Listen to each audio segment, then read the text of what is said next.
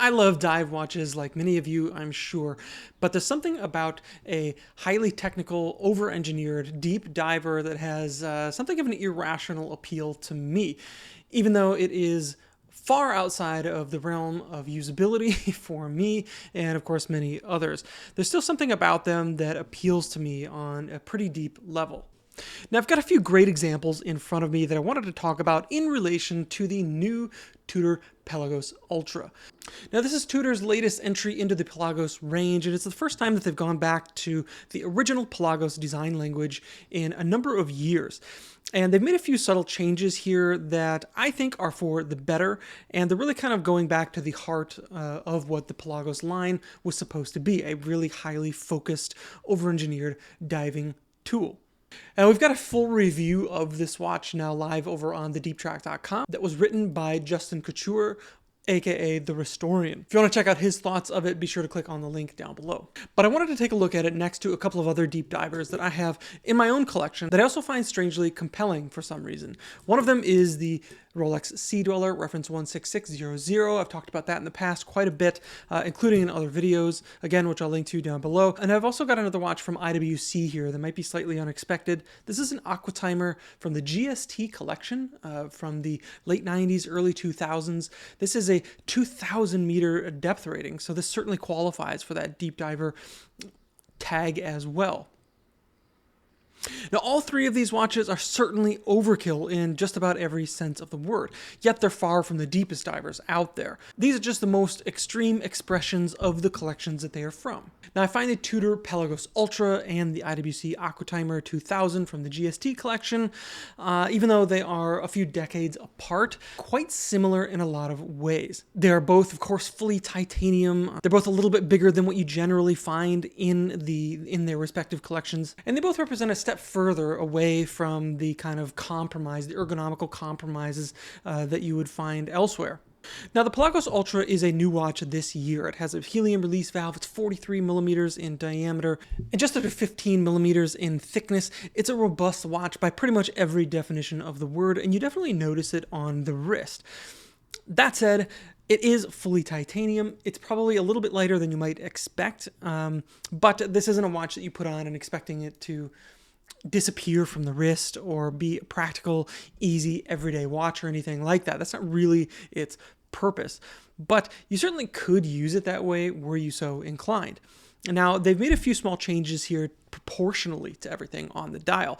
They've brought the hour markers outside of the ray hot, and they've kind of flattened the dial out compared to the original Pelagos, which some people will like and some people will bemoan the loss of a little bit of character, original character of the Pelagos. Now, I think it works really well here, and the slightly larger hour markers fill out the dial just enough so visually this doesn't look like a big watch if you just kind of take it on its own. Everything feels perfectly proportionate here, and it's a small detail that you might not notice right away, or you might not be able to put your finger on, but it certainly gives a level of visual balance to everything that's going on here with this Ultra. And I like it quite a bit for that reason. I also really like the extreme focus here with the Pelagos Ultra. It's the same thing that appeals to me about the Sea Dweller. It just feels a little bit more interesting than its more pedestrian counterparts, even though those in their own right are perfectly capable watches and can kind of put up with anything that you would throw at it in terms of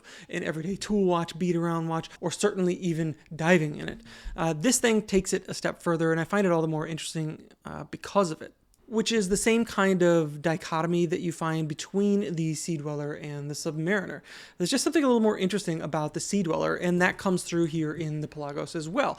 It's the same with the Aquatimer. There are, of course, other approachable Aquatimers out there. This one just kind of is doing its own thing, and I find it interesting for that.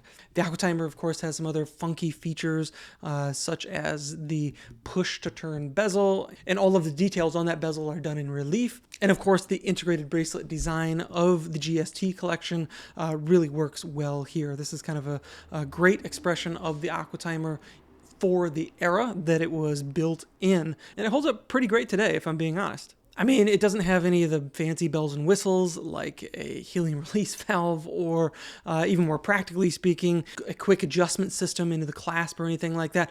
But it's a perfect example of a highly focused, over-engineered, deep diving watch, just like the Pelagos Ultra. Now, the Pelagos Ultra does have a lot of those things that I mentioned. It does use Tudor's T-fit adjustment system here, but it also has that spring-loaded expansion in the clasp that we know and love in the original Pelagos, which means it will kind of expand on its own if you strap it on over a wetsuit or something like that. The Pelagos Ultra is also using a couple of different colors of lume on the dial to differentiate the minute hand and the pip at 12 o'clock on the bezel. So if you have that rotated into a certain position to mark the time or to keep time or to mark your bottom time, whatever it is, you should be able to quickly pick up that pip and the minute hand easily at a glance, which is kind of the purpose there. You see this on other watches like the Doxa Sub 300, for instance, that has an oversized minute hand. The whole point is to quickly be able to get a read on that minute hand, as that is the most relevant component if you're timing something such as a dive. There's also some other great details here in the Pelagos Ultra that bring that level of focus into the practical elements here, such as the black coating on the base of the hands. So the counterweight of the seconds hand is black and the base of the hands are black, and it really only picks up the lume and the white components of the hands a little bit further up their stalks. So there's nothing to distract from the business ends of each of these hands. And this is something that you don't see, for instance, on the Aquatimer, where the full seconds hand is white.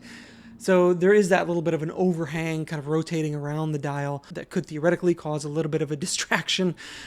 Now, for all intents and purposes, I think using these things on a day-to-day basis, you're not going to notice stuff like that. But this fits with the overall theme, and it always has been a defining feature of the Pelagos. It's even something that we see on the FXD watches, for instance. To me, this is a watch that feels like what a Sea Dweller could have been in an alternate timeline from Rolex. Of course, that turned into something slightly different, and Rolex as a brand, as a whole, I think has gone in a slightly different direction, and it is more of a luxury product. It feels that way, even though it is perfectly capable and robust in all the ways that this Pelagos is.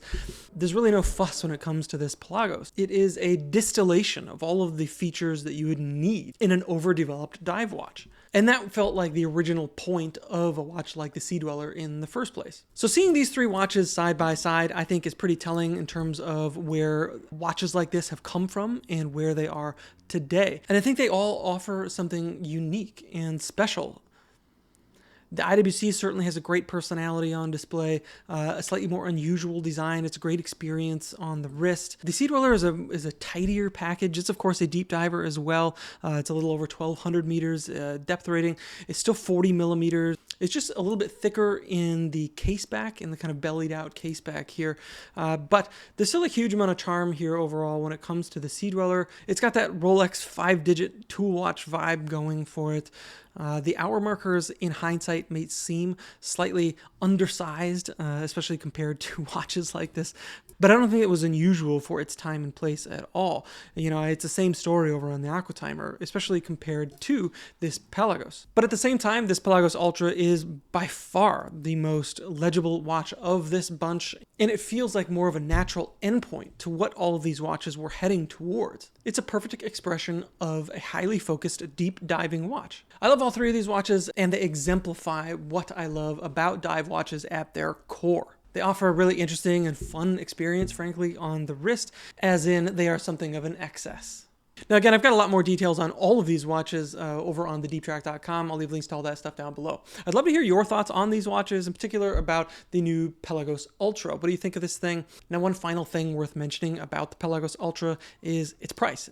It's $6,100. It's the most expensive Pelagos that we've ever seen, and it definitely represents a move north in price from Tudor. But at the same time, it is the most extreme version of the Pelagos, so I don't know if this represents a trend.